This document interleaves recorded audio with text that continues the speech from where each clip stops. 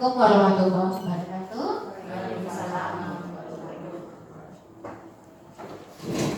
Alhamdulillah, bersyukur kehadirat Allah pada hari ini. Alhamdulillah, puji syukur kehadirat Allah Subhanahu wa taala, pada hari ini kita kembali dapat berkumpul di ruangan ini. Insyaallah dalam keadaan sehat semuanya. Jangan lupa pula kita ucapkan salawat dan salam untuk Nabi Muhammad SAW. Allahumma shalli ala sayyidina Muhammad wa ala sayyidina Muhammad. Yang saya hormati Bapak Ibu para wakil kepala sekolah, yang saya hormati majelis guru yang telah hadir di sini dalam rangka memberi support kepada salah satu rekan kita yang saat ini statusnya sebagai calon, ya, sebagai calon guru penggerak.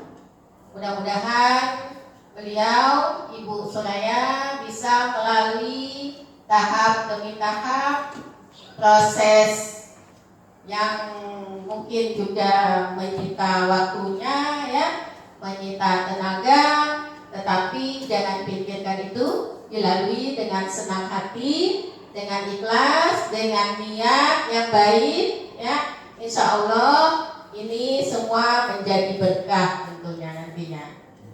Ya, besar harapan saya semua, Bapak Ibu pun punya niat yang baik, punya niat dari dalam hati, terutama sebelum memajukan orang lain, sebelum memajukan siswa-siswi kita, majukan dulu diri sendiri, ya. Motivasi dari dalam diri itu yang paling penting. Apapun yang Bapak Ibu lakukan, ingat, kita ini adalah guru, ya. Kita ini adalah guru. Kita tugas utama dan pertama itu harusnya bisa memotivasi diri sendiri dulu. Nah, tidak ada gunanya memotivasi orang lain tetapi kitanya jalan di tempat, kitanya tidak mau maju. Jadi orang lain yang mendengar, dia kayak itu, kan? Nah, jadi Bapak Ibu, ayo, saya pun begitu, terus mengembangkan diri, terus mengembangkan wawasan, terus bekerja sama, berkolaborasi dengan siapapun itu, baik dengan orang tua, dengan pihak terkait, ya, dengan Bapak Ibu guru semua. Nah, itu kita jalin komunikasi dan bernegosiasi dengan baik, ya. Nah, komunikasi dan negosiasi itu adalah kunci untuk kita menjalin relasi, ya. Dimanapun kita hidup, dimanapun kita bekerja, relasi adalah yang paling penting juga. Jadi sangat-sangat penting kita berkomunikasi, berkolaborasi, bernegosiasi untuk menjalin relasi, membuat jaringan-jaringan baru, membuat teman-teman baru, ya, untuk berkolaborasi, memajukan diri sendiri, memajukan siswa-siswi kita, dan memajukan orang-orang di sekitar kita. Jadi ingat lagi, saya sebaik-baik manusia adalah yang sebanyak manfaatnya bagi orang lain. Nah, itu saya kutip juga dari salah satu hadis, ya Pak Yani. Benar nggak Pak Yani? Ya, saya cuma checklistnya dengan Pak Yani, benar atau tidak, ya? Ya. Cek satu. Bismillahirrahmanirrahim. Assalamualaikum warahmatullahi wabarakatuh. Selamat pagi menjelang siang, Bapak Ibu guru hebat.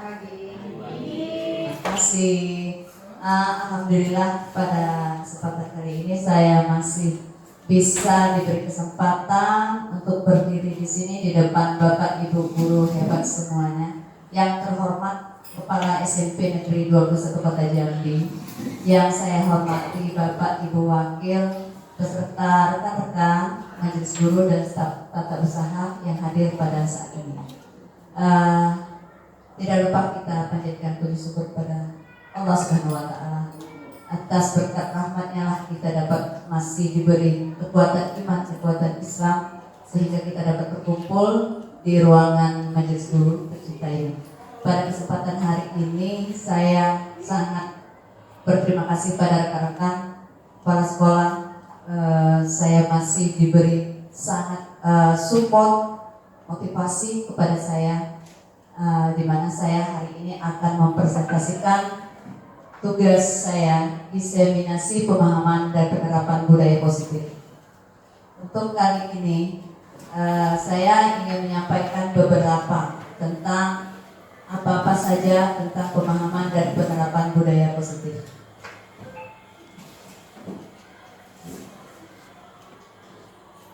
Baik, Bapak Ibu semuanya, konsep dasar budaya positif itu adalah seorang guru yang baik harus memiliki kemampuan dalam mewujudkan budaya positif di sekolah. Budaya positif tersebut dapat dijalankan dengan menerapkan konsep-konsep seperti disiplin positif, motivasi perilaku manusia, keyakinan sekolah atau kelas, kemudian kebutuhan dasar manusia, kemudian ada posisi kontrol guru dan segitiga restitusi. Nanti kita akan bahas ini satu persatu. Namun saya harap di sini Bapak Ibu guru jangan jenuh. Pada dasarnya ini tentang bagaimana cara kita menghadapi siswa kita, di mana kurikulum merdeka saat ini kita sebagai tenaga pengajar atau tenaga pendidik di sini itu berpihak kepada murid. Yang pertama yaitu disiplin positif. Disiplin positif itu apa sih? Nah, di sini kita melihat disiplin positif merupakan suatu cara penerapan disiplin yang mengajarkan anak bertanggung jawab dan menumbuhkan kesadaran diri berdasarkan nilai-nilai kebajikan. Nah, di sini disiplin positif itu bertujuan untuk mengontrol diri dalam melakukan segala tindakan yang kita lakukan dan dapat membuat murid kita memahami dan menyadari berdasarkan motivasi internal, bukan akibat dari paksaan ataupun pujian atau hukuman yang kita berikan.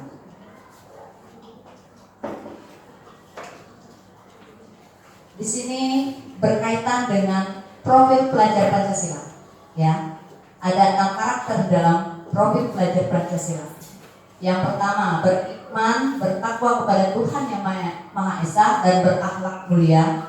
Yang kemudian adanya mandiri, bernalar kritis, kreatif, bergotong royong, serta berbineka global. Tercakup semua di dalam profil pelajar Pancasila. Itu tidak pernah kita lepaskan dari cara kita dalam memberikan suatu pengajaran kepada murid-murid kita.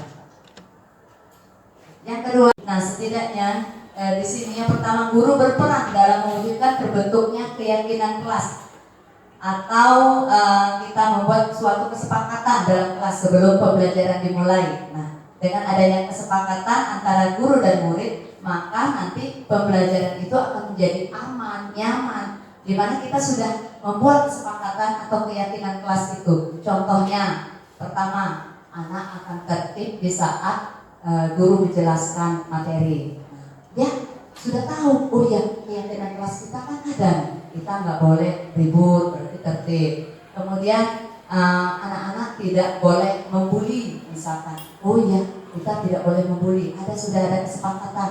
Nah, seperti itu. Nanti anak-anak tetap menjaga atau tetap menjaga kebersihan di lingkungan di kelasnya. Nah, dia berarti harus ingat, kelas kita harus bersih terus loh. Kita kan sudah buat kesepakatan kelas, keyakinan kelas. Nah, seperti itu contohnya teman-teman. Atau dibuat kesepakatan di saat pembelajaran tidak adanya siswa yang keluar masuk kecuali emergensi atau ada yang urgent, misalkan kebetulan tidak tahan lagi. Nah, seperti itu. Jadi dibuat kesepakatannya. Nah, kesepakatan itu setiap kita itu wajib kita buat. Jadi anak-anak akan ingat. Nah, kesepakatan itu pun nanti kita akan tempel, dijadikan suatu pedoman bagi anak-anak. Ingat nak, ini keyakinan kelas kamu, seperti itu. Jadi mereka setiap ingin melakukan atau bertindak, mereka ingat, oh iya, nggak boleh ya, ada sudah keyakinan kelas. Nanti setiap itu ada sanksinya. Kalau mereka melakukan, apa ya sanksinya? Oh iya, kalau kotor berarti aku harus bersihkan ini sebanyak mungkin, sebersih mungkin. Misalkan tidak boleh mencoret meja, misalkan, atau dinding. Nanti ada sanksinya. Kalau dia mencoret, dia akan mengganti atau membersihkan atau mengecek ulang. Nah, seperti itu mereka termotivasi nantinya. Nah, keyakinan kelas atau sekolah itu berupa pernyataan universal yang mudah diingat siswa kita, yang dipahami dan harus diterapkan dalam lingkungan sekolah. Nah, itu tadi contohnya. Misalkan yang tidak piket, harus piketnya pagi dan sore. Kalau itu sanksinya, misalkan kelas yang kotor harus kalian bersihkan, sanksinya kalau kalian tidak melakukan piket di hari ini. Nah, itu kan sanksi. Seperti itu Bapak Ibu. Nah, sekarang kita sudah memahami apa itu kesepakatan atau keyakinan kelas di dalam setiap kelas kita masing-masing. Oke. Kayaknya nih pada bengong, pada agak serius-seriusan. Kita sedikit deh, boleh kita sedikit memberikan ice breaking biar agak-agak cair ya suasana, jangan terlalu tegang. Oke, Bapak Ibu silakan berdiri semuanya. Berdiri. Kalau bisa saling berhadapan. Ini ice breakingnya santai. Saling berhadapan sama siapa ya? Pak Nadi dengan Pak Heri boleh. Pak Nadi sama Pak Heri. Ya, sama Ibu kepala sekolah boleh. Berhadapan. Iya. Ya. Nah, dalam waktu 3 lihat wajahnya, saling wajahnya teman-teman, senyum-senyum. Ada nggak merasakan yang aneh gitu ya?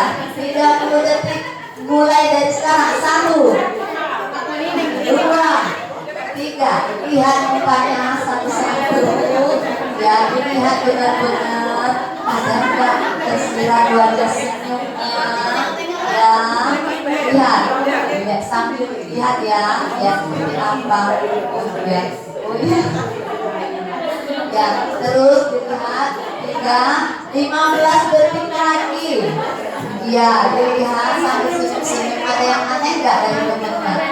Rasa-rasanya mukanya sama-sama. Ya, 5 detik lagi.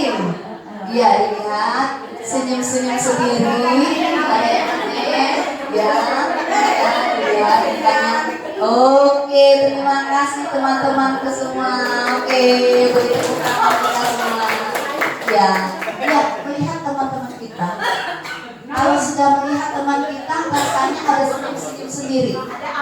Ada aura positif di situ ya. Kalau mereka sudah senyum, apalagi tertawa, itu sudah mengeluarkan aura positifnya ya. Alhamdulillah. Disitulah kita. Oh, sudah tunggu benih-benih cinta ya Pak Heri ya. Oke, terima kasih. Misalkan murid yang si B, si A-nya misalkan Dimas dengan murid si B, misalkan dia kelas 9 apa Ibu Ayu? Dimas? 9C. Siapa 9C? Ibu Yeni. Ibu Yeni, siapa teman Dimas yang sebangku? Fatir. Apakah sama perlakuan Ibu Yeni kepada Fatir dan Ibu Dimas? Tidak pastinya, karena sesuai dengan kebutuhan. Jadi sesuai dengan kebutuhan, tidak sama kita memberikan perlakuan itu. Nah, disinilah kebutuhan dasar manusia yang kita butuhkan. Di saat kita memberikan bimbingan ataupun kita memberikan perilaku kepada murid-murid kita, itu tidaklah sama. Yang pertama, adanya kebutuhan bertahan hidup. Yang kedua, kebutuhan cinta dan kasih sayang. Murid itu ingin diterima, ingin dihargai, seperti itu Bapak Ibu. Kemudian adanya kebutuhan penguasaan. yaitu pengakuan atas kemampuannya. Nah, terkadang anak-anak murid kita kan butuh pengakuan. Dia udah berbuat, kita cuma, wih keren nak, bagus banget hasilnya. Nah, seperti itu dia butuh. Itu yang kita terkadang kita agak abaikan. Tapi anak-anak murid kita itu yang dibutuhkan, pelayan, kasih sayang, seperti itu. Nah, jadi mereka merasa, Ibu Niki senangnya nanti aku diperhatikan, aku dipuji, senang, seperti itu yang mereka inginkan. Kemudian adanya kebutuhan kebebasan, yaitu kebutuhan pilihan. Nah, mungkin terkadang di sini bakat minat. Kebutuhan pilihan itu tidak bisa kita paksakan kepada murid-murid kita. Mungkin dianya butuhnya, Bu, kami mau main futsal. Gak usah, ikut Ben hari itu. Ya nggak bisa, dia nggak mau, minatnya gimana? Kita nggak bisa memaksakan siswa kita. Kemudian adanya kebutuhan menyenangkan, yaitu kebutuhan kesenangan atau kebutuhan untuk merasa siswa kita merasa senang.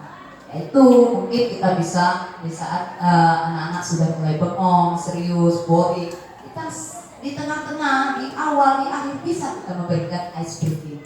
Seperti itu Bapak Ibu. Ya, oke, di sini yang lebih, kalau saya bilang terpenting di diseminisasi ini, posisi kontrol seorang guru. Coba kita perhatikan. Ada 5 posisi kontrol seorang guru. Yang pertama, penghukum. Yang kedua, pembuat merasa bersalah. Yang ketiga, sebagai teman. Yang keempat, pemantau. Dan kelima, manajer. Apa saja sih posisi kontrol seorang guru ini? Kelima-limanya itu. Ya, kita coba. Contohnya penerapan 5 posisi kontrol di sini. Hukum contohnya.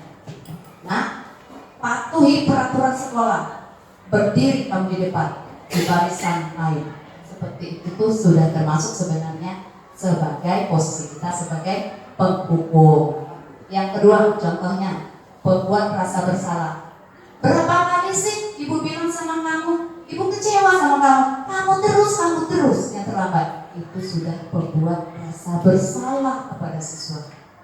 Nah, yang ketiga, di sini ada sebagai teman.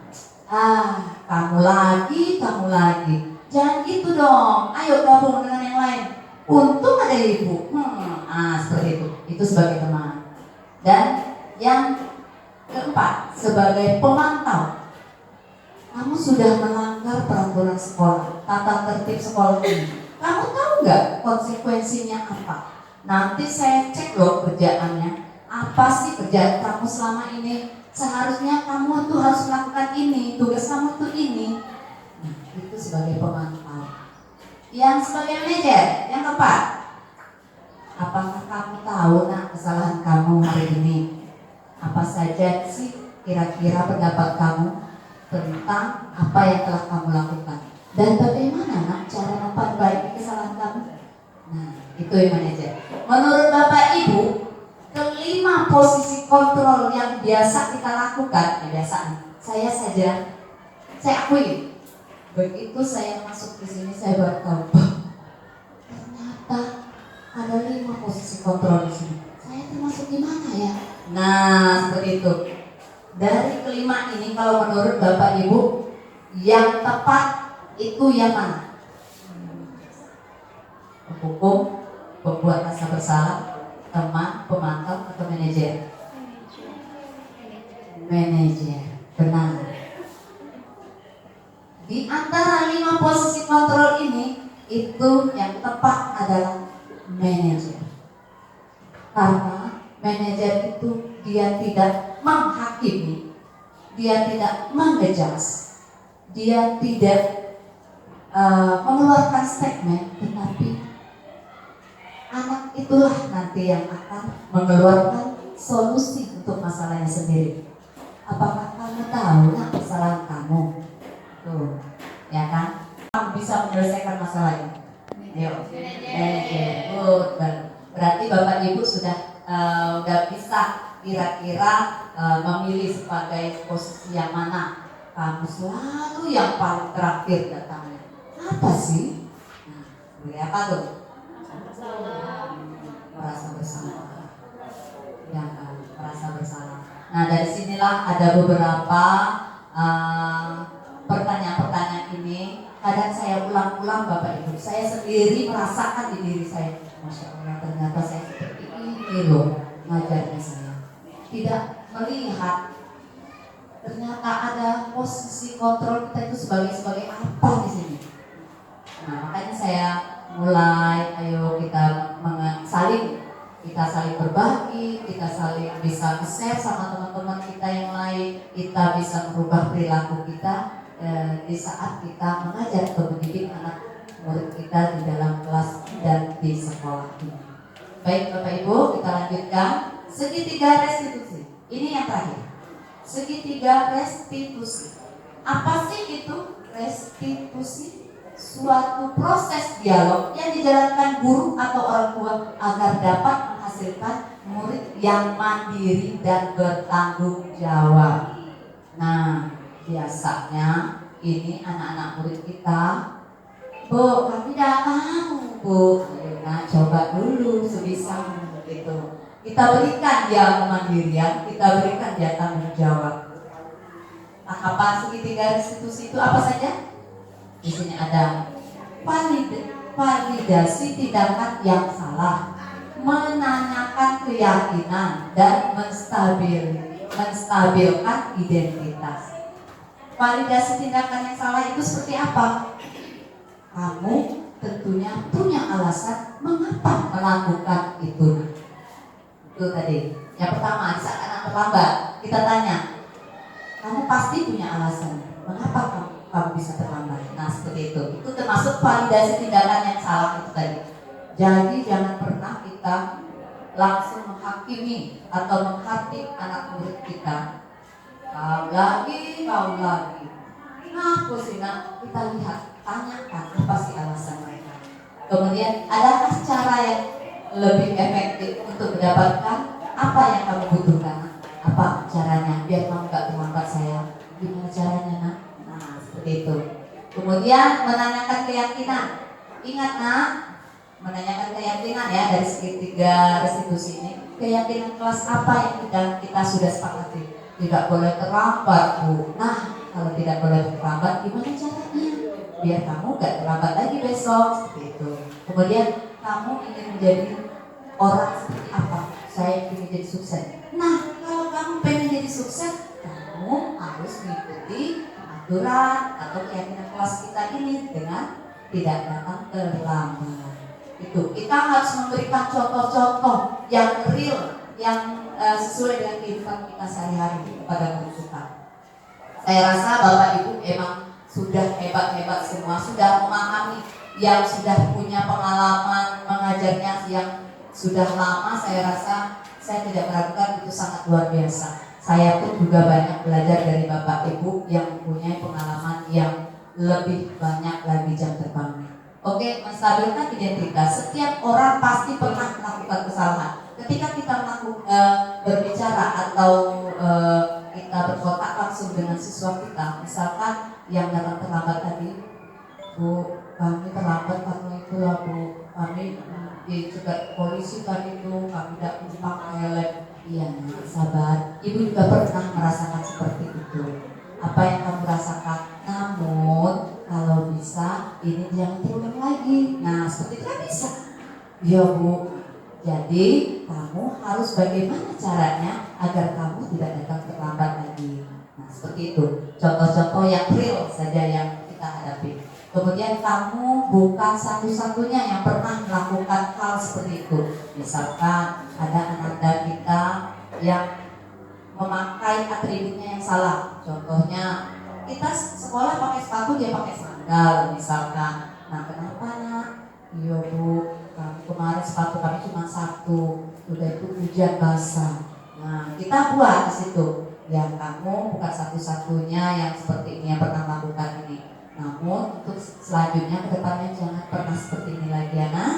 Nah, jadi harus bagaimana kamunya biar tidak melakukan hal yang sama. kami balik sekolah kami cuci buku kami jemur. Nah, seperti itulah. Jadi kita memberikan suatu pemahaman kepada anak-anak murid kita. Baik Bapak Ibu, ini ciri-ciri restitusi.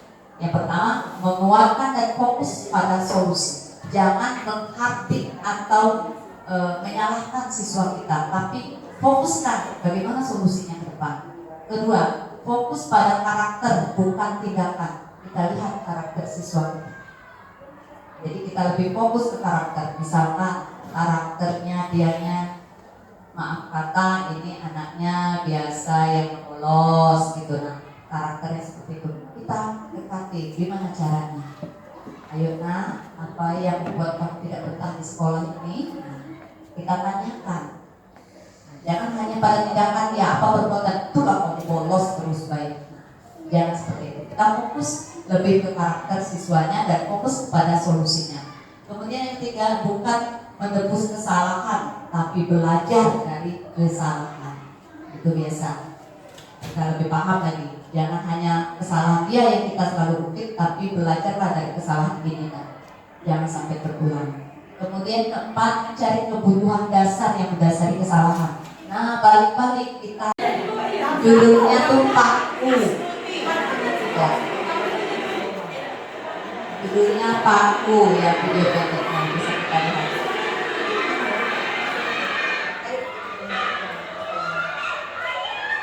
Ini di sekolah dasar ya Bapak Ibu ya.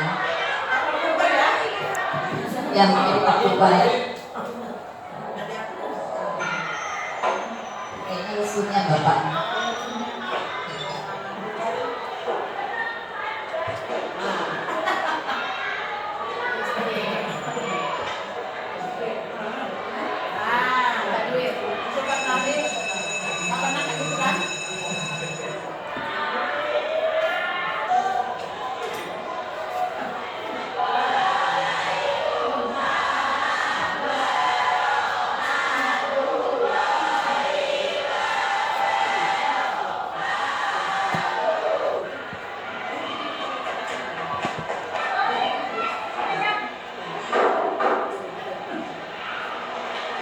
Saat Bapak ini mengajar ada siswa yang datang terlambat. Ya, kita lihat ini.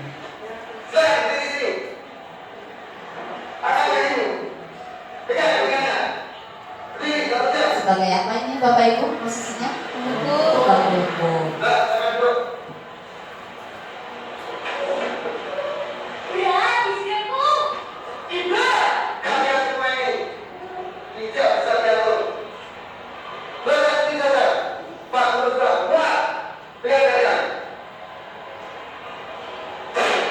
Itu ditambah bapaknya lagi ada problem pribadi, jadi dia nggak fokus mengajar, imbasnya ke siswa juga.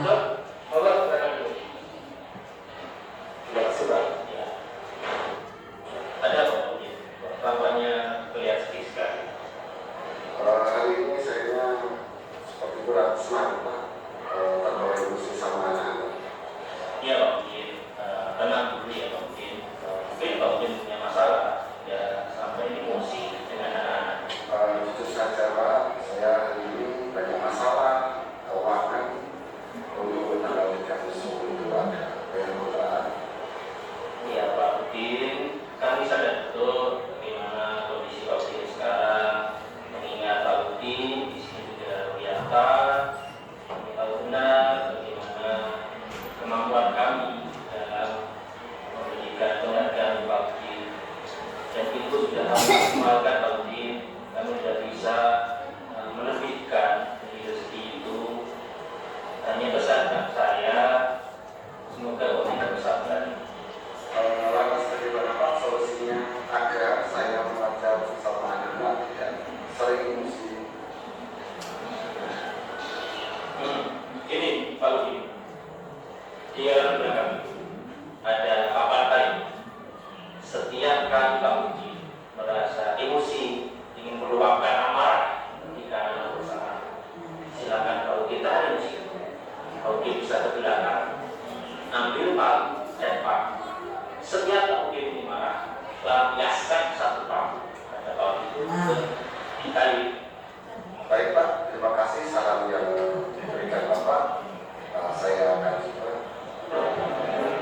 nanti Ibu Eva jangan buat kayak gitu juga sama kita.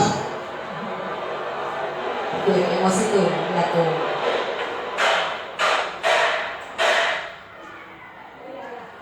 Biasanya Kak Udin kayak gitu.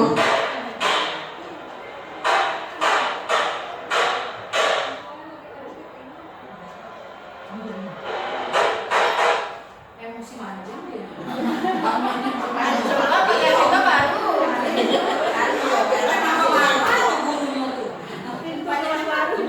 Satu bulan kemudian, ya. Maaf Pak, saya terlambat. Ya berat, Bapak tahu kamu terlambat. Setiap orang pasti pernah berbuat salah. Sudah normal, sudah waras ya. Hari ini bisa masuk dan tidak bolos atau tidak sekolah. Pasti kamu punya alasan. Ibu saya jualan sampai larut malam. Baiklah, Bapak sekarang sudah mengerti yang menjadi masalah kamu. Mari kita cari solusinya bersama-sama. Saya tidak tahu Pak. Bagaimana kalau dagangan ibu kamu bisa dititipkan di kantin sekolah? Apakah boleh Pak? Ya nanti bisa. Saya tanyakan sama bapak sekolah. Makasih ya Pak. Ya sama-sama berat. Itu solusinya ya. Terus, kalau ini, silakan Pak. Hari ini Pak saya bahagia sekali bisa menahan amarah saya, emosi saya. Hari ini tidak ada satupun paku yang ditangkap. Wah, luar biasa Pak Udin. Berarti baik kesehatan. Tapi Waktunya habis nih. ya, rasa baik Kayak emosi silakan ambil satu persatu paku yang sudah Pak Udin tancapkan. Nah, karena sudah nggak emosi, dia ngambil paku tuh bapaknya.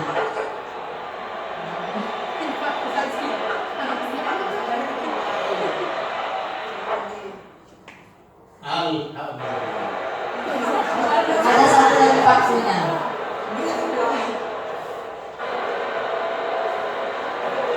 Saya berhasil Pak. Pak Udin memang berhasil. Pak Udin berhasil mencabut seluruh paku-paku yang ada di kayu. Coba perhatikan kayu ini. Apakah sama seperti Pak Udin memaku? Banyak sekali lubang-lubang yang tersisa pada paku. Itulah yang dirasakan anak-anak kita. Ini kalimat kata-kata yang sudah kita keluarkan untuk membekas pada hati mereka. Dan sampai kapanpun itu akan selalu diingatkan. Oke, Bapak Ibu sudah kita lihat, kita tonton videonya. Disitulah diuji kesabaran kita sebagai seorang guru, di mana kita melihat bisa bisa membandingkan antara si A dengan si B, mungkin tidak sama karakternya siswa kita, jadi kita tidak bisa memperlakukan siswa itu dengan semuanya itu sama begitu. Kemudian kita bisa di saat kita sehari-hari melakukan kegiatan kita mengajar, namun ada masalah pribadi yang timbul, itu juga akan menjadi pemicu emosi di saat kita mengajar ketika ada siswa yang melanggar seperti itu. Baik Bapak Ibu, semoga itu dapat menjadi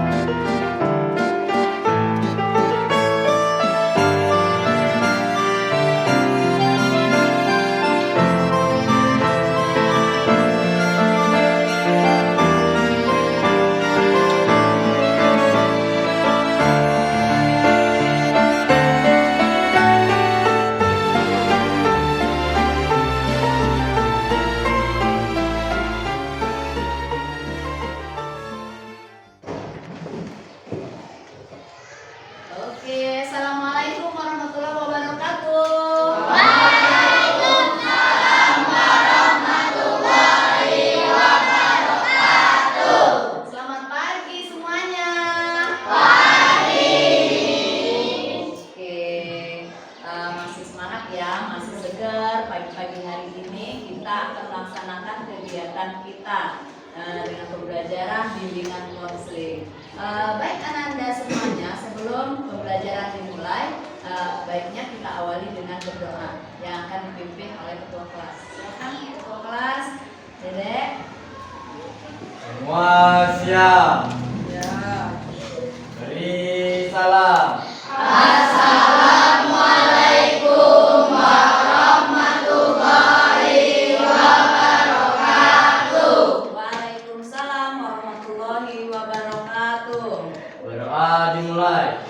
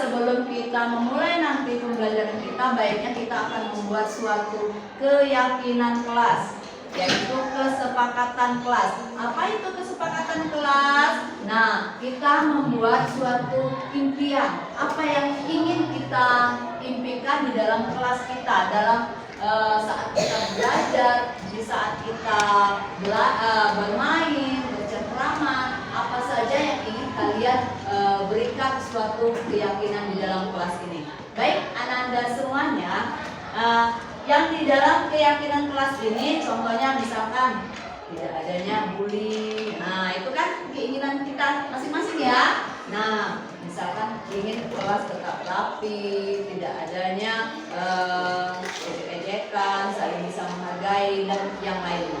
Nah, untuk itu Ibu minta kepada Ananda semuanya untuk dapat memberikan satu keyakinan apa yang ingin kalian utarakan di dalam kertas ini. Satu orang satu. Sudah paham Ananda semuanya? Ya. Oke, silakan tulis. Apa keyakinan kelas yang ingin Ananda lakukan atau ingin Ananda impikan yang untuk nanti agar dalam pembelajaran Ananda bisa senyaman mungkin. Ya, apa saja yang keyakinan yang Ananda inginkan bisa Ananda tulis di dalam kertas ini.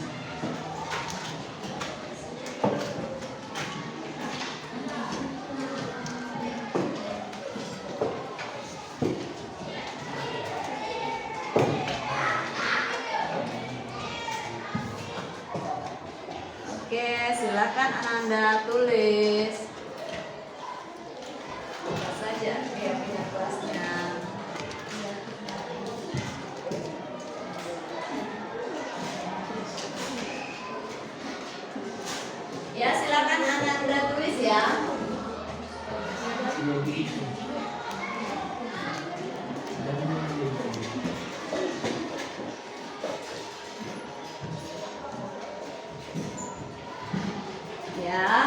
saja yang ingin Ananda utarakan?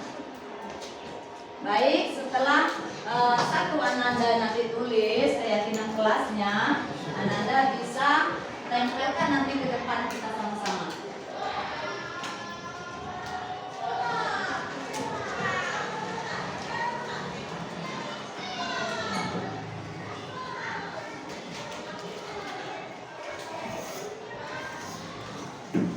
Oke, Ananda sudah menulisnya.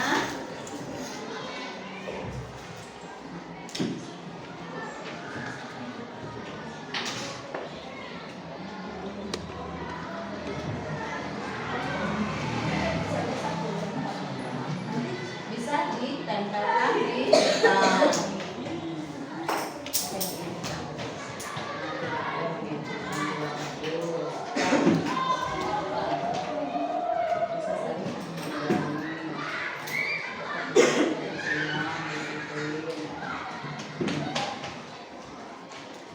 Ayo, Ananda yang sudah menuliskan keyakinan kelasnya boleh ditempelkan ke depan. Ayo silakan, yang sudah boleh ditempelkan. Di sini ada untuk keyakinan kelas 8A, nanti ditempelkan di sini. Sudah? Boleh ditempelkan? Silakan. Bagi yang sudah boleh ditempel. Bagus.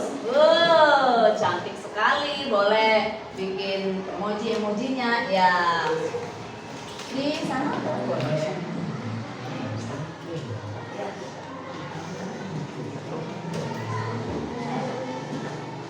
Oke. Bagus. Ayo. Kevin boleh. Stop boleh. Bagus banget. Ayo keren sayang. Ayo ditempel. Kamu udah sayang. Udah, satu aja. Oke. Ayo, sudah. Silakan.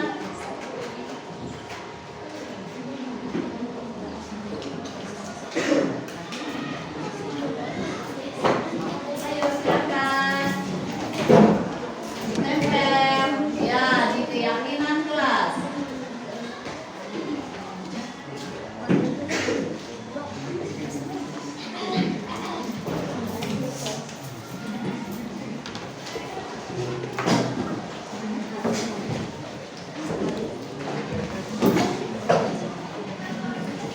Ya, tempel ya.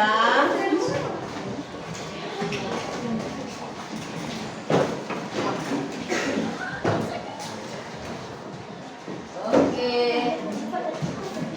Bisa di sini ditempel. Nih. Keren ditempel semua. Oke. Oke, Ananda. Keren semua nih. Sudah ya, keyakinan kelas kita 8A nih sudah ada. Nih, Ibu kasih satu di sini ada teman kamu. Tidak ada yang ribut di dalam kelas. Nah, itu keren. Dan ada lagi yang lebih keren. Stop bullying. Itu keyakinan kelasnya. Dari sini keyakinan kelas itu dapat berupa pernyataan-pernyataan yang Ananda mudah ingat. Misalnya stop bullying tadi. Kemudian Ananda bisa terapkan di lingkungan kelas atau sekolah Ananda. Nah, di sini untuk di kelas sendiri itu ada keyakinan kelas yang dibuat teman-teman di sini ya. Tidak membuang sampah di got atau depan kelas dan tidak ribut saat guru menjelaskan pelajaran. Ya, begitu ya. Nah, di sini kita bisa lihat hasil-hasil dari keyakinan kelas ini. Nah, dari sini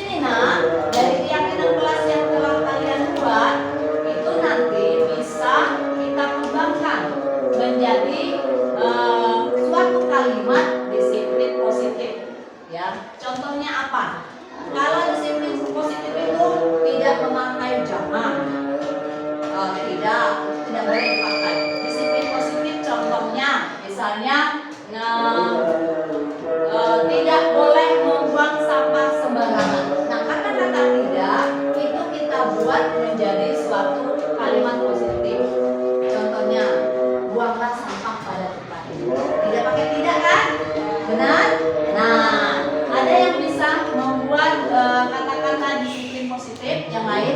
Ayo. Ada yang bisa? Selain contoh yang tadi. Apa tadi sayang? Keyakinannya? Buanglah sampah pada tempatnya. Buanglah sampah pada tempatnya. Oke, apalagi di sini Ibu akan bacakan ya. Tidak boleh ribut atau berisik saat menjelaskan, saat guru menjelaskan pelajaran. Kalau disiplin, kata-kata kalimat disiplin positifnya apa? Kira-kira di sini pakai tidak. Tidak ribut atau jangan ribut. Kalau positifnya apa? Disiplin positifnya. Duduk dengan tenang atau nyaman saat guru menjelaskan. Oke, jadi duduk dengan nyaman dan tenang ya saat guru menjelaskan pelajaran. Apalagi? Ayo, apalagi? Di sini ada stop bullying atau tidak adanya bullying. Ayo, kata-kata positifnya apa untuk bullying? Ada yang bisa? Kata-kata positifnya apa? Nah, ayo, apa ya? Iya, bagus sekali. Mari kita hargai kelebihan dan kekurangan orang lain. Bagus.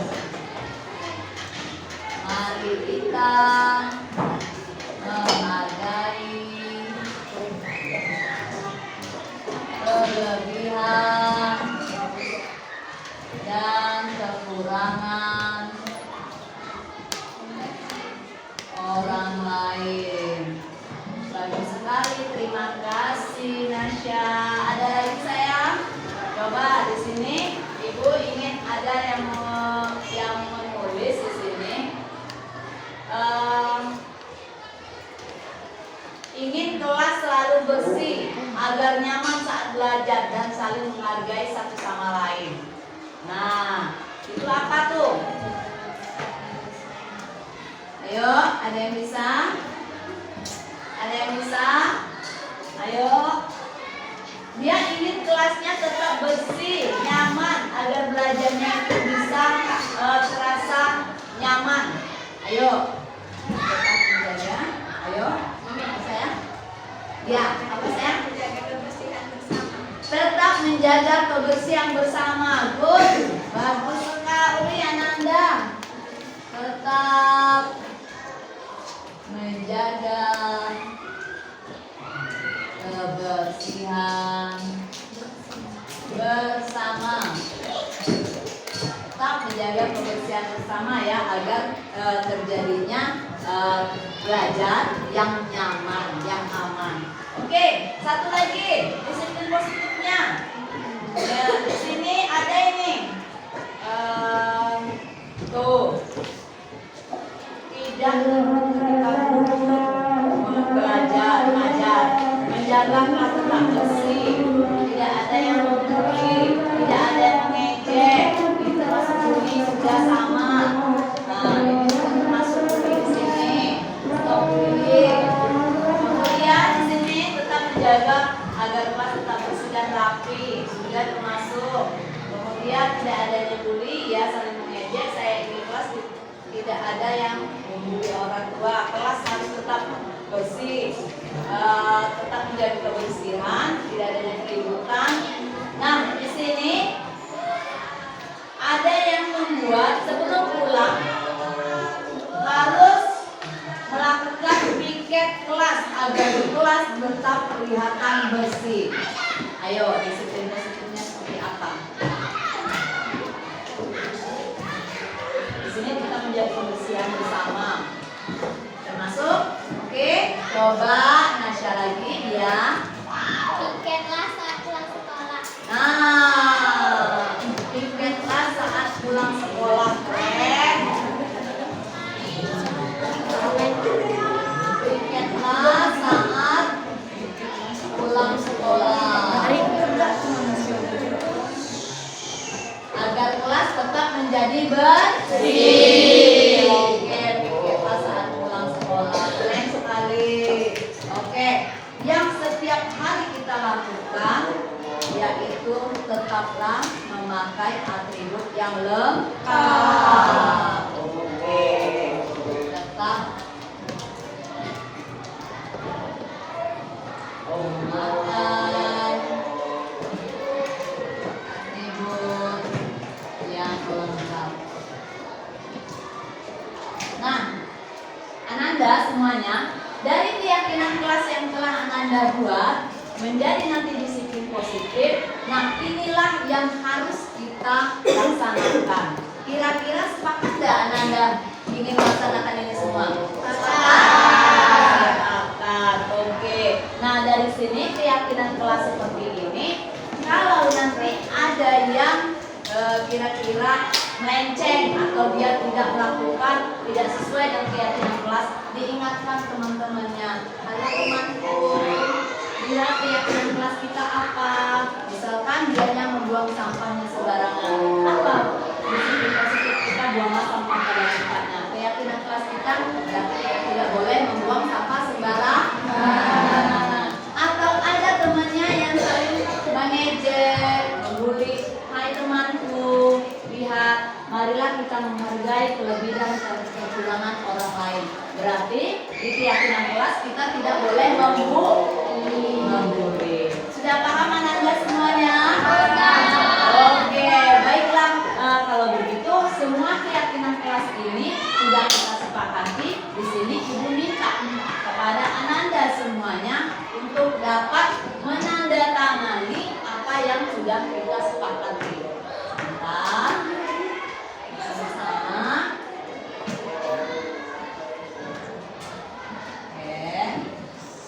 Oke, kelasnya. Nanti sama-sama kita tanda tangani di sini.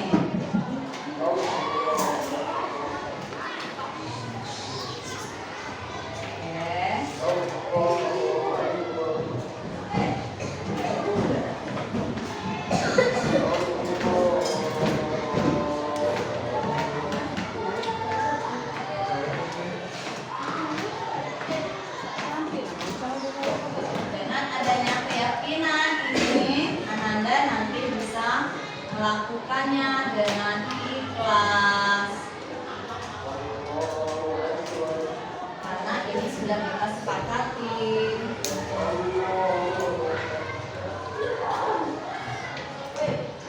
Baik Ananda semua, silakan menandatangani semua keyakinan yang ada di sini. Silakan dari Kevin dulu. Ya. Ambil tangan. Silakan di sini. Tanda tangan. Nah, oke, keren. Bikin dong namanya Kevin. Oke, silakan. Iya. Bahwa kita sudah melakukan keyakinan kelas. Tanda tangan. Silakan. Ayo, silakan. Tanda tangan. Bikin namanya.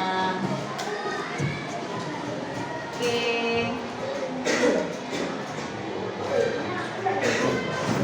Ya.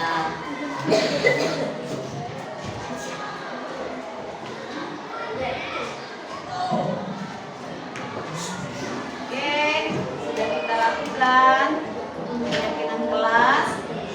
Silakan. Ayo. Ke kanan.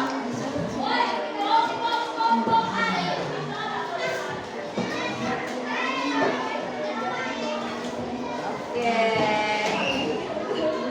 Ya, semua dapat kebagian tanda tangan di sini. Ya, sebelah-sebelah.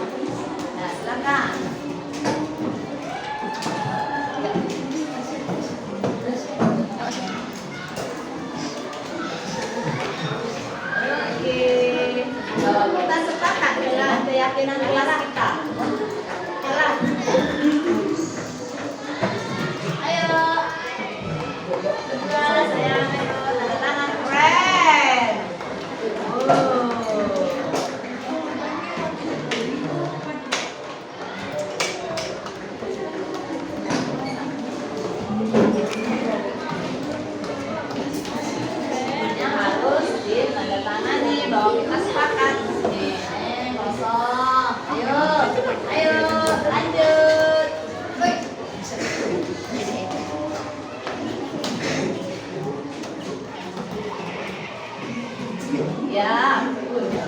Tamaknya jangan lupa. Ayo.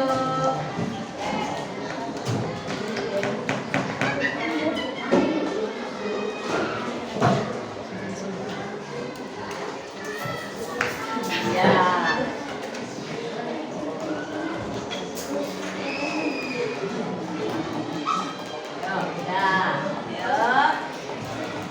Nah, sudah pada tanda tangan semua nih kayaknya nih. Ayo tinggal berdua lagi. Ayo.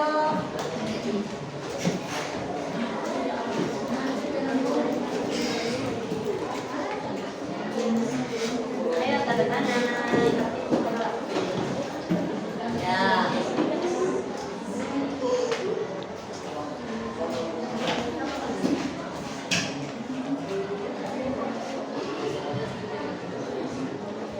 Oke, namanya.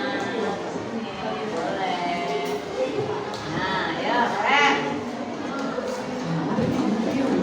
Namanya. Oke, Ananda semuanya sudah selesai. Kita membuat suatu keyakinan kelas.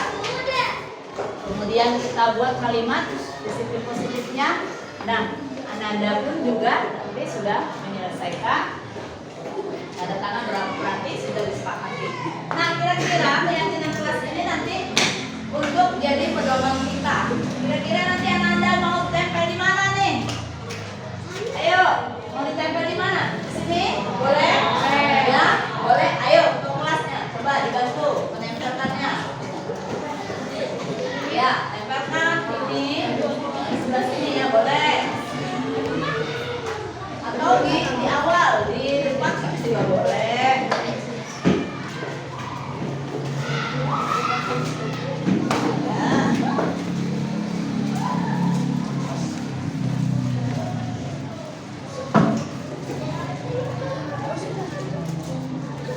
Ya, silakan di situ boleh. Di pinggir sebelah sana. Iya, di atasnya ya. Oh iya, oke. Kelihatan?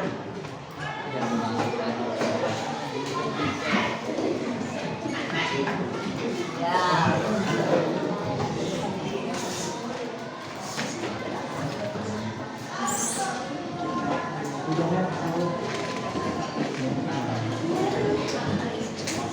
Oke, terima kasih. Oke, sudah semua ya keyakinan kelasnya. Oke, untuk 8A berlaku. Kita nanti akan menerapkan keyakinan kelas yang telah kita sepakati. Boleh tepuk tangan buat kita semua.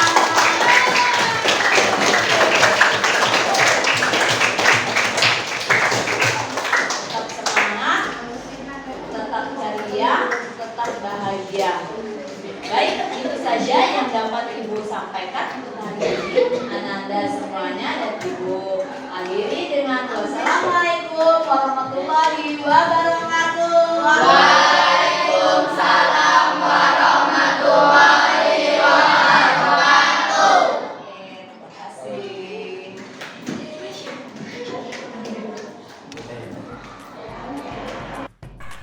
Assalamualaikum warahmatullahi wabarakatuh.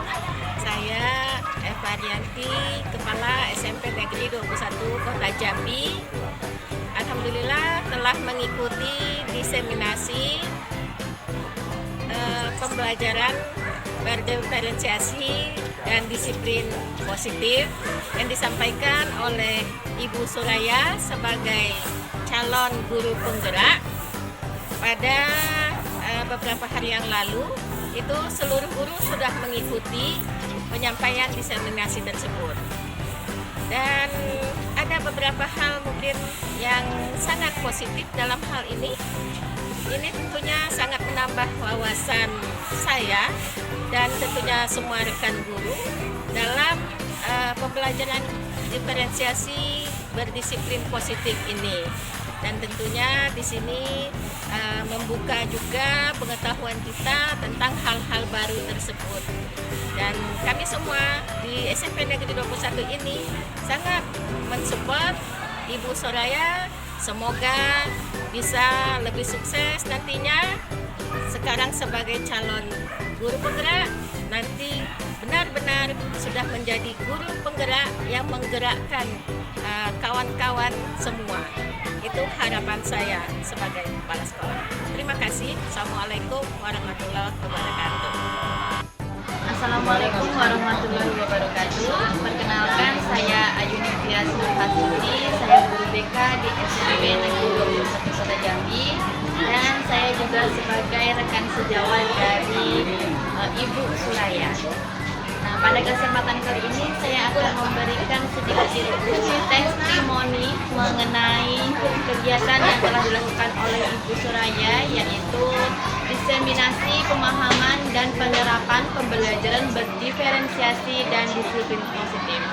Pada kegiatan yang telah disampaikan oleh Ibu Suraya itu sangat memberikan saya motivasi dan juga sangat memberikan ilmu yang bermanfaat, di mana Ibu Suraya telah memberikan materi yang sangat bermanfaat. Beliau menjelaskan materi dengan sangat jelas dan lugas, kemudian beliau juga sangat menguasai materi yang diberikan. Dengan pemberian materi tersebut, kami guru-guru di SMP Negeri 21 sangat berterima kasih. Dengan adanya kegiatan tersebut, kami menjadi menambah wawasan kami, sehingga kami juga tergerak untuk melakukan penerapan pembelajaran berdiferensiasi dan disiplin positif. Demikian yang dapat saya sampaikan. Terima kasih. Assalamualaikum warahmatullahi wabarakatuh. Assalamualaikum warahmatullahi wabarakatuh. Perkenalkan, nama saya Nasya Irawan. Saya dari kelas 8A. Saya merupakan siswa